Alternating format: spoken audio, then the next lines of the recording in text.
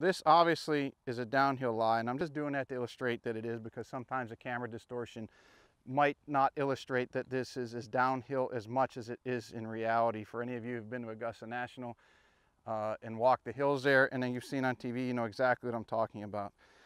So this question to us, how do you chip off, or how do you play off a downhill lies, comes to us from Scott from Pittsburgh. Scott, thanks for the support. Thanks for always watching, for your questions and everything else. We really appreciate it. But downhill lies, there's a lot of things that you should do the same as in your standard chipping, and there's one or two things that you should do completely different. So let me show you what they are. Your stance and your setup is going to be almost identical to what you would do off a standard or flat chip, meaning the ball position is the same, stance width is the same, posture and everything else is very close to the same. What is different though is obviously your feet are tilted with the slope, so you're going to want to match your knees, your hips, and your shoulders as well. You want those to match the slope as close as possible. So all of your lines are parallel to the slope. The butt end of the club will be just to the left of your zipper. You have to be very careful of this, because it's very common that people will want to lean the shaft and follow the slope, and then they get the club too delofted and the ball comes out much lower.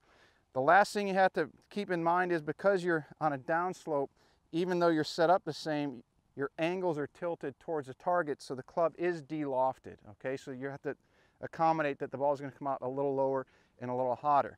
Now, this is for a little more advanced, or those a little more daring and want to practice this, you can add some height to your shots, and there's a couple different ways. One, and the obvious one, is take a more lofted club. So this happens to be our 56. We would go to either a 58 or 60 degree wedge.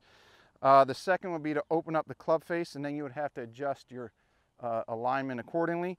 But the third, and the one that we use most often on downhill lies, is you can modify the shaft angle, which will obviously modify how much loft you have. So again, if we go back to our normal stance, we modify our body lines to be parallel to the slope. Instead of having the butt end of the club to the left of your belt buckle or the zipper on your pants, you would point it to the right of your belt buckle, which would make the shaft more vertical. Obviously, if the shaft handles in front of the club head is delofted, if you make it equal to, you add more loft. So because you're changing where your hands are starting from, you're going to change your release points, your timing, your patterning is going to be a little different, so you're going to have to practice this quite a bit before you take it out on the golf course, because everything has changed compared to what you normally do. So the two different versions are as such. Here we'll go to standard, butt end of the club pointed forward. Okay, you take your normal chip, it's going to run out a little more, it's going to come out a little lower. And then the second version is very similar. All your body lines are again parallel to the slope. You would go, butt end would be normally in front of the belt buckle. This time we're going to make it to the right or away from the target of the belt buckle. The shaft becomes more vertical.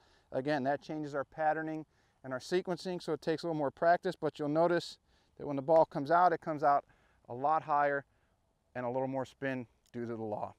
So give those two things a try. I think both of them will help your game, in particular on downhill lies. If you have any questions, post them in the comments below. Let us know on any of the social media that we have, Facebook, Instagram, and Twitter. And as always, thanks for watching. Hey everybody, Pete here from the Golf Paradigm. Thanks for watching the video. You can check us out on Facebook, Twitter, and Instagram. And if you want to watch more videos or subscribe, you can do it right here.